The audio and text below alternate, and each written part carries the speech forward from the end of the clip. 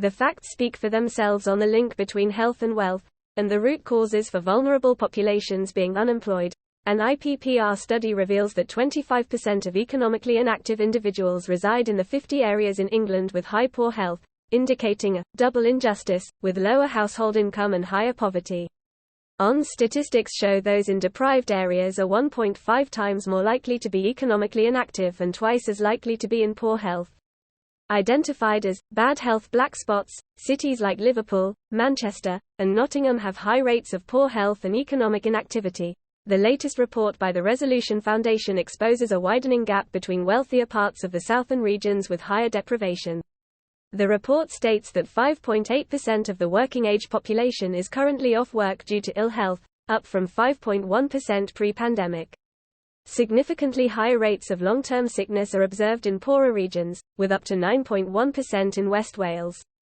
Geographical disparities underscore the need for targeted interventions to address health inequalities.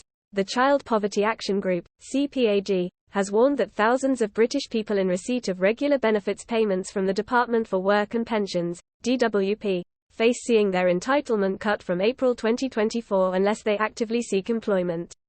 This policy, while ostensibly aimed at boosting workforce participation, raises serious concerns about the potential negative impact on vulnerable members of society. In light of the current challenges posed by the post-pandemic era and the escalating cost of living crisis, it's imperative to explore alternative, long-term solutions that address the root cause of unemployment. These solutions will not be short-term fixes but rather need to address the wider environmental and social factors to ensure the well-being of vulnerable people.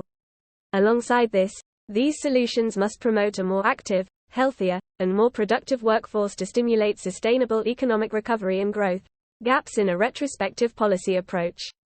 Forcing individuals with physical or mental health issues to choose between their livelihoods and benefits could exacerbate existing social inequalities and jeopardize the well-being of some of the most vulnerable members of society.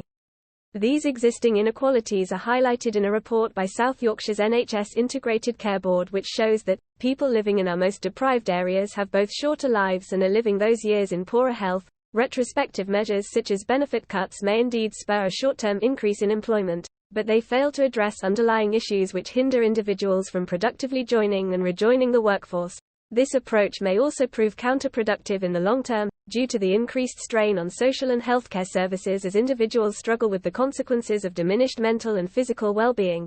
To create a sustainable and inclusive workforce, the government must recognize the pivotal economic impact that physical and mental health have and invest in long-term preventative health measures, driving economic benefits.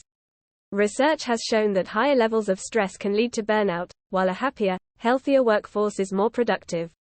Businesses which prioritize well-being report employees taking fewer sick days, delivering higher performance, and having lower rates of burnout and turnover.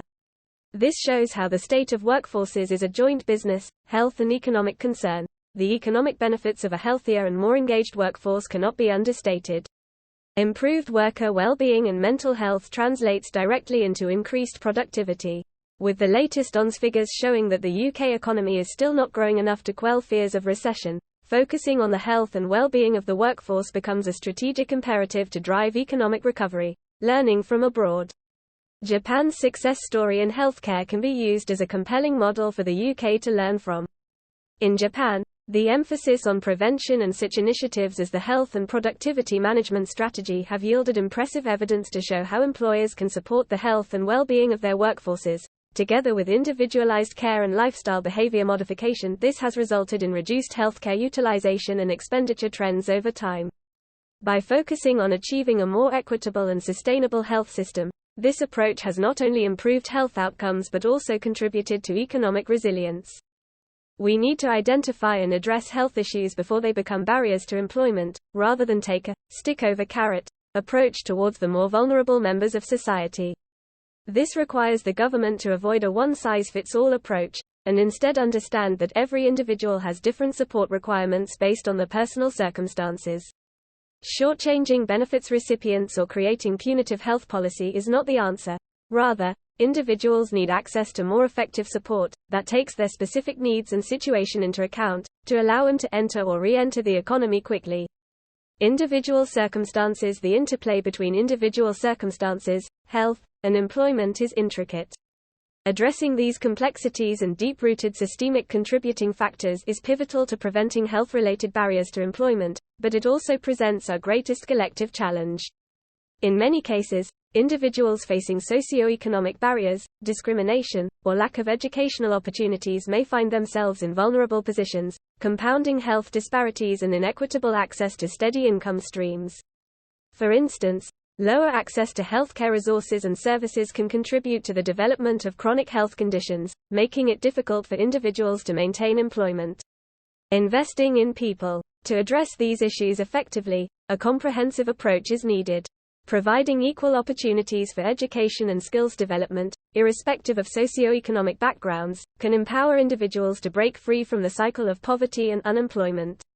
Additionally, policies that address systemic discrimination and promote inclusivity in workplaces can facilitate a more level playing field. Therefore, the UK should invest in more proactive mental health support and incentives for vocational rehabilitation, for example, to create an environment where vulnerable individuals feel supported in their pursuit of employment. This not only addresses immediate challenges but also contributes to breaking the cycle of poverty and unemployment that often plagues vulnerable communities. By offering accessible mental health resources, the government and UK businesses can take a more active, impactful role in breaking down employment barriers and promoting overall well-being. Conclusion: learning from successful care models like Japan as well as recognizing and addressing root causes, the UK government can invest in a proactive healthcare approach that not only improves health outcomes but also addresses the systemic barriers preventing vulnerable populations from participating fully in the workforce. Incentivizing businesses and employers as anchor institutions working with evolving integrated care systems in community health will help. The vital role of business in preventative health through meaningful collaboration with the NHS and care system and a cross-departmental government approach to policy making needs to be embraced and supported. Longer-term preventative health measures need to form part of an integrated system change approach. By taking a more preventative approach, individuals can maintain positive well-being, actively participate in the workforce, and in turn offer tangible contributions to their communities and the economy. Only with thriving employees and communities will we build a resilient economy. By Tina Woods, CEO and founder, Business for Health.